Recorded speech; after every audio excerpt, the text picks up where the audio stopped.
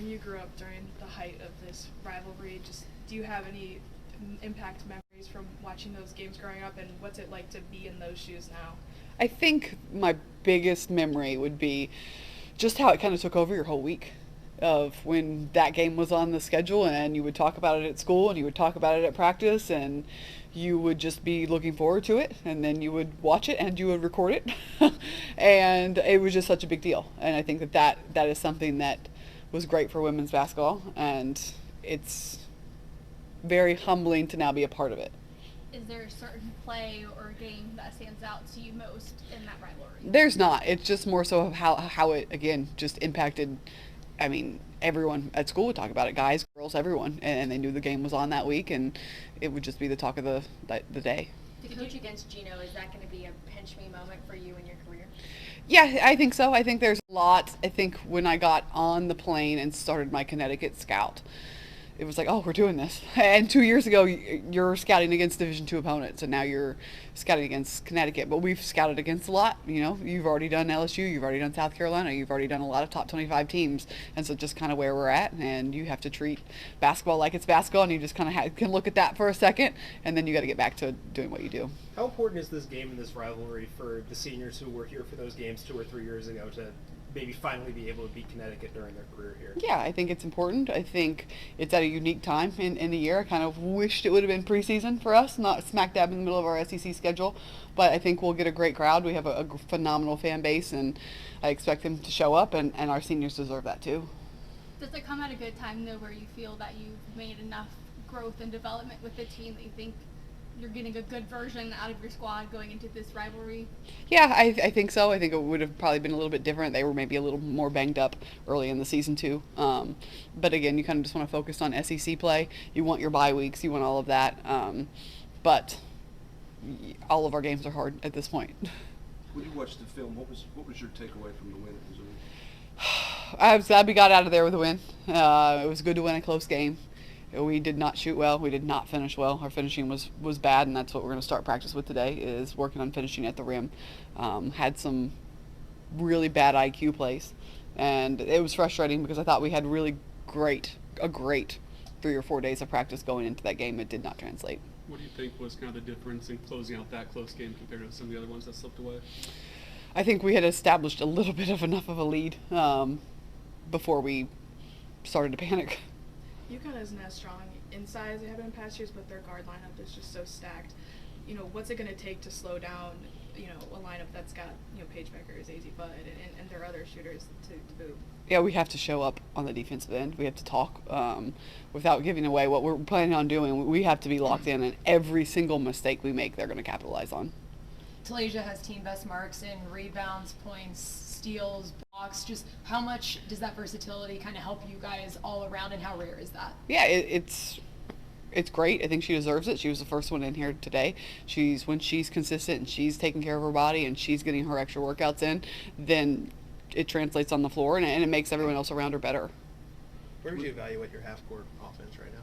Whew. It's not great. I think it comes in bunches. I think our shot selection is still poor. I think we need to work on sharing the ball better, and I think our last game, our finishing was really bad. Do you think they know each other's strengths pretty well on offense at this point? It's just getting that in the game where maybe they're, you know, in a moment they just kind of forget, like, just is it kind of that translating? Yes, still? I think so. I think if I sat down and gave them a sheet of paper, they would know Joel is a better shooter than me, this player is a better driver than me, and then they get out there and they're just going a little too fast, and I don't think we communicate very well on offense, and so we don't hear, we don't see, and so we take a shot that maybe we shouldn't take. How hard is that communication in such a fast-paced offense, and how do you sort of balance those? Yeah, it's hard. You can't breathe. And I know that, and I've told them that. I understand there's going to be times that you can't breathe, but you need to point, you need to clap, you need to make some noise, you give them a woo. Communicate somehow. How important do you think it is to continue to get positive play from Jillian down the stretch in this back half of the season? It's just she's gotten a lot better, and I still think she can rebound a little bit more. I think she could probably get some more looks at the rim, but she doesn't really make mistakes. She guards pretty well for us, and she's getting better and better every game. Has there been anything that's kind of led to her progressing, just getting comfortable? I think time. Yeah, I think time, comfort, confidence.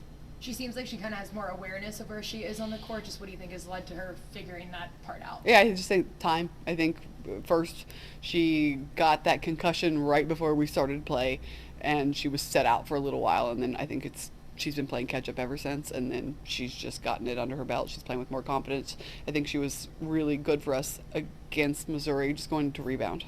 It hasn't been like a ton, but there have been a few technicals on the road now at this point as you play. How do you kind of balance like allowing them to have that competitive fire, but also knowing when not to have that moment, especially at the end of the game, like at Missouri? Yeah, that was horrible. We never want to get technical fouls ever. I don't care if we're up or we're down, so we're going to take care of that today. If I don't get them, they're not allowed to get them. How do you think the team is adjusting when teams are trying to press them the way that you guys tried to press teams? Yeah, I was a little surprised that we responded the way we did. We were prepared for a press. We knew it was going to come. We get pressed every day in practice. I mean, every day, full court, especially since we have been by ourselves for about a month and a half. So we've been going against each other in the press. And so we see a press. I was surprised that we handled it the way we did. Part of it was we had 2 point guards on the bench in foul trouble. So Sam was out and Kanaya was out. And then we had people playing spots that they weren't used to playing. Do you think Talasia would have taken over earlier in the year like she did in the first quarter when you were down 11? It looked like she just kind of said, give me I'll go score here. Did you feel like she would have done that earlier in the year? No, I think I was always a little bit timid first quarter. So that was huge. I mean, if she didn't have that first quarter, I don't think we win that game. Jules kind of come alive late in games for a lot of this season. Is there any emphasis on trying to get her going earlier? Yeah, there always has been. There always will be. She needs more touches. She needs more shots. She's got to move a little bit more to create those shots. But that's something we're going to look at in film today of, hey, you're here and Jules here. Who should get the shot? Kanaya kind of seems like she has a youthful fire to her when she's on the court. Just what's the best part about coaching that type of player who just can light up everyone when things are going right? Yeah, she's fun to coach. She's so young, and I know it probably doesn't seem like it, but when you can tell she's a freshman, and so she needs some confidence. But when she gets out there and she plays fearless, she'll take charges, she'll dive in loose balls, she'll get stopped. She's probably one of our, if not our best on-ball defender, and just having her out there and having her create havoc, run in transition, she could probably get more touches for us at the rim too. Just getting downhill and going, she's so fast. All right, thank you, Coach. Thank you, guys. Thank you. Thank you.